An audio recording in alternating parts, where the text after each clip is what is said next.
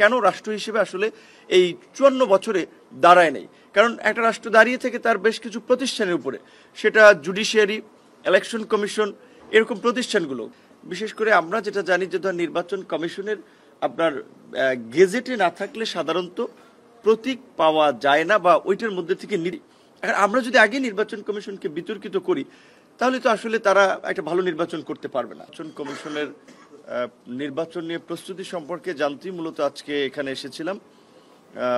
নির্বাচন কমিশনের পক্ষ থেকে তারা যে কাজগুলো করছে সেটার একটা বর্ণনা আমাদেরকে দিয়েছেন এবং তাতে আমরা খুশি যে মনে হচ্ছে যে তারা আসলে আমাদের প্রত্যাশার চেয়েও নির্বাচনের দিকে এগিয়ে যাচ্ছেন এবং কাজগুলো গুছিয়ে নিচ্ছেন। বিশেষ করে আমরা 9টি ইস্যু নিয়ে আজকে এখানে কথা বলেছি, দেখলাম যে সেগুলো অনেকখানি তারা ইতিমধ্যেই বাস্তবায়নের পথে হাঁটছে।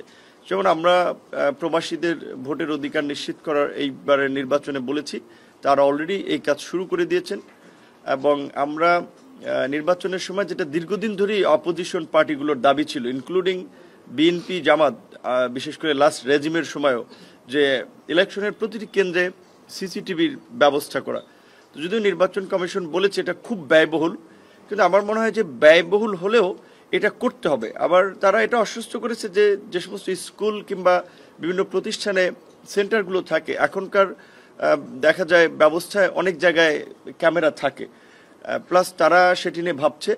এবং বডি অন ক্যামেরা তো প্রত্যেকটা কেন্দ্রে আইন শৃঙ্খলা বাহিনীর কাছে থাকতেছে। পাশাপাশি আমরা যেটা দেখেছি যে সাংবাদিকদের কেন্দ্রে অ্যাক্সেস থাকলে অনেক ধরনের অঘটন ঘটে না তাদের উপস্থিতিতে। সেক্ষেত্রে সাংবাদিকদের জন্য একটা অবাধ প্রবেশ ভোট কেন্দ্র কিংবা যে কোনো জায়গায় অনিয়মের ক্ষেত্রে তাদের জন্য অ্যাক্সেস থাকে, তাদের কাজে যেন প্রতিবন্ধকতা তৈরি না করা হয়, সেই বিষয়টিও আমরা আবেদন জানিয়েছি। একই সাথে নিবন্ধিত এবং মেইন স্ট্রিম মিডিয়া ছাড়া, বিশেষ করে এখন অনেক ধরনের অনলাইন পোর্টাল মিডিয়া দেখা যায় যেগুলো আসলে ওইভাবে মান ফলো করে সাংবাদিকতা করছে না। দেখা যায় একজন ব্যক্তি একটা ফেসবুক পেজ খুলে একটা মিডিয়া দাঁড়াই গেছে, একটা ওয়েবসাইট খুলে একটা মিডিয়া দাঁড় করাই দিছে, তার সাথে ইউনোর খাতির কিংবা ডিসির খাতির তার ওইটার নাম দিয়ে সে 100 জনের কাট করাই নিল। দেখা গেলে এই লোকগুলো আপনার অনেক সময় নির্বাচনে নির্দিষ্ট ক্যান্ডিডেটের পক্ষে কাজ করে। সেক্ষেত্রে আমরা এটা ফাইন্ড আউট করার জন্য ওনাদেরকে বলেছি যে যে সমস্ত মিডিয়াগুলোকে অনুমোদন দেওয়া হয়েছে সেটা আঞ্চলিক পর্যায়ে কিংবা জাতীয় পর্যায় থেকে সেই সমস্ত সাংবাদিকদের বিষয়টা যেন ওনারা বিবেচনা করে। এবং বিশেষ করে আপনারা জানেন যে জুলাই সনদের বাস্তবায়নের প্রক্রিয়া নিয়ে রাজনৈতিকভাবে বেশ উত্তাপ ছড়াচ্ছে, রাজনৈতিক দলের বক্তব্য বেশ একেবারেই বিপরীতমুখী অনেক ক্ষেত্রে। কিন্তু আমার মনে হচ্ছে যে এটা শুধুমাত্র কথার বাকযুদ্ধ, প্রকৃত অর্থে সবাই আগামী জাতীয় নির্বাচন নিয়ে ফোকাস দিচ্ছে। সো সেই ক্ষেত্রে এখন নির্বাচন কমিশন আসলে কি ভাবছে এই বাস্তবতায়, কি আগামী ফেব্রুয়ারিতে ন্যাশনাল ইলেকশন হলে তার আগে কি আর একটা গণভোট করার ফিটনেস বা প্রস্তুতি ওনাদের আছে কিনা, ওনারা পারবে কিনা, নাকি জাতীয় নির্বাচনটাকে ওনারা প্রেফারেন্স দিচ্ছে। তারা এটা বলেছে যেহেতু জুলাই সনদের বাস্তবায়নটা সরকার করবে, আমরা ঐক্যমত্য কমিশন থেকে মূলত সরকার কি তাদের উপরেই সিদ্ধান্তটা দিয়েছে যে তারা সিদ্ধান্ত নেবে যে কি প্রক্রিয়ায় বাস্তবায়নটা করবে বা কখন করবে। সেক্ষেত্রে সরকারের নির্দেশনার দিকেই তারা চেয়ে আছে, কিন্তু তারাও আসলে প্রকারান্তে, এটা তো আমরা বুঝি, তারাও সেটা তো বাস্তবতাটা স্বীকার করবে যে এখনকার বাস্তবতায় দুটি ভোট করা ওই বাস্তবতাটা আসলে নাই। সর্বোপরি আমরা যেটা নির্বাচন কমিশনের দীর্ঘদিন ধরেই বলে আসছিলাম যে নির্বাচন কমিশন বা নির্বাচনটা যেন কালো টাকা, পেশি শক্তি মুক্ত এবং একটা ভয় ভীতি মুক্ত একটা উৎসব মুখর পরিবেশে যেন নির্বাচনটা হয়, যেটা প্রধান উপদেষ্টা ঘোষণা দিয়েছেন যে তিনি একটা ভালো নির্বাচন করতে চান। সেক্ষেত্রে নির্বাচন কমিশন কিন্তু পরিষ্কারভাবেই বলেছেন এটা রাজনৈতিক দলগুলোর উপরে কিন্তু অনেকখানি নির্ভর। সেই জায়গা থেকে তারা আমাদের সহায়তা চাচ্ছেন, আমরা আমাদের সহায়তা করব।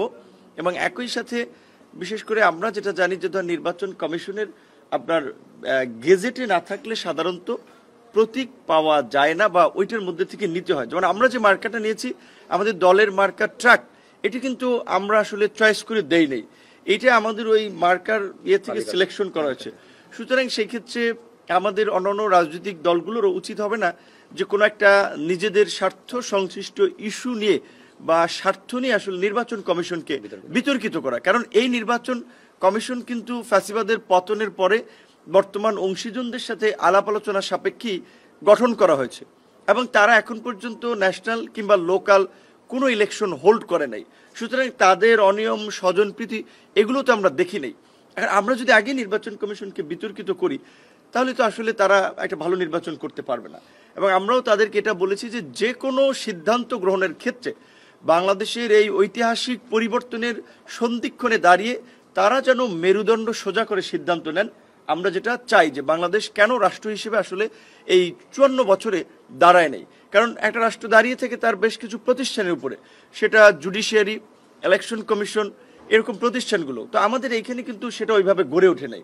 তো কাজে আমরা চাই অভ্যুত্থানের পরে অন্তত নির্বাচন কমিশন সেইভাবে প্রতিষ্ঠিত হোক এবং তার সেই ভাবমূর্তিটা আগামী নির্বাচনের মধ্যে দিয়ে দেশবাসী তথা আন্তর্জাতিক পরিসরে তুলে ধরুক। এবং একই সাথে এটা একটা ওপেন সিক্রেট, রাজনৈতিক দল, সরকার, ইলেকশন কমিশন সবাই ধরেন বিভিন্নভাবে আলাপ আলোচনা হচ্ছে যে আগামী নির্বাচনে অংশগ্রহণমূলক বলতে আসলে কাদেরকে মিন করা হচ্ছে যে তাদেরকে নিয়ে নির্বাচনটা করা দরকার, তাদের উপরে কোনো বিদেশি চাপ আছে কিনা। কারণ এটা সত্য যে বাংলাদেশের ইলেকশনগুলো আসলে আমরা দেখি যে আমাদের এই বিদেশি বন্ধুপ্রতিম রাষ্ট্রগুলো যদিও তাদের দেশের নির্বাচন নিয়ে আমরা কথাও বলতে পারি না, আমাদের অ্যাম্বাসেডররা কোনোদিন ওই দেশে ইলেকশন কমিশনের সাথে একটা মিটিং করতে পারে কিনা আমরা জানি না, কিংবা ইলেকশন নিয়ে কোনো সাজেশন দিতে পারে কিনা আমরা জানি না।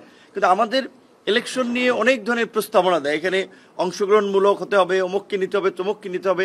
সেক্ষেত্রে আমরা পরিষ্কারভাবেই বলেছি যে এই 24-এর গণ অভ্যুত্থানের মধ্যে দিয়ে পরাজিত ফ্যাসিস্ট শক্তি, যে যাদের মানবতা বিরোধী অপরাধের বিচার হচ্ছে, যারা আইনগতভাবে তাদের কার্যক্রম নিষিদ্ধ, কোনো বিদেশি যদি সেই সমস্ত বিষয়ে প্রশ্ন করে তারা যেন তাদের উত্তরটা ক্লিয়ার করে বাংলাদেশের জনগণের আপনার অবস্থানটা যেন ব্যক্ত করে যে বাংলাদেশের জনগণ এই ফ্যাসিবাদী শক্তিকে প্রত্যাখ্যান করেছে, আইনগতভাবে তাদের বিচার হচ্ছে, সুতরাং তারা যেন নির্বাচনে অংশগ্রহণের কোনো সুযোগ না পায়। একইভাবে যে এই ফ্যাসিবাদের দোসর যারা জাতীয় পার্টি সহ কার্যত নামে 14 দল থাকলেও আসলে বাটি চালান দিলেও কিন্তু এই 14 দলের 14টা দল বা অফিস টফিস আপনারা খুঁজে পাবেন না। তো সেই জায়গা থেকে আমরা যেটা দেখেছি যে আসলে এখানে আওয়ামী লীগ এবং জাতীয় পার্টির মূল নেক্সাসটা ছিল পাওয়ার পার্টি এবং অপোজিশন।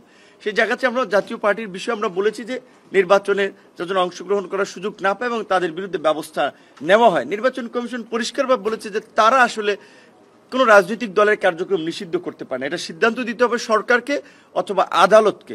চাই আমরা সরকারের প্রতিও আমরা আহ্বান জানাই, সরকার যদি আগামীতে একটা শান্তিপূর্ণ, অবাধ, সুষ্ঠু, নিরপেক্ষ নির্বাচন চায় তাহলে আওয়ামী লীগের পাশাপাশি জাতীয় পার্টিকেও যেন আন্তর্জাতিক অপরাধ ট্রাইব্যুনালের এই মানবতা বিরোধী অপরাধে বিচারের মুখোমুখি করে এবং জাতীয় পার্টির যে সমস্ত নেতা কর্মীদের বিরুদ্ধে খুনের মামলা আছে, দুর্নীতির মামলা আছে, তাদের বিরুদ্ধে যেন ব্যবস্থা নেওয়া হয়। এবং সর্বোপরি এই কথাটি বলে শেষ করতে চাই, আমরা নির্বাচন নিয়ে যেমন আশাবাদী, আপনারা জানেন যে ছোট বড় সকল দলের প্রার্থীরা এখন ফুল সুইংয়ে কিন্তু মাঠে কাজ করে বেড়াচ্ছে, প্রচার প্রচারণা, গণসংযোগে। সেক্ষেত্রে এখন এই জুলাই সনদ নিয়ে যদি এই বিভক্তি বিভাজনের জায়গাটা থাকে তাহলে কিন্তু ইলেকশনটা যথাসময়ে হবে না, নির্বাচন বাধাগ্রস্ত হবে।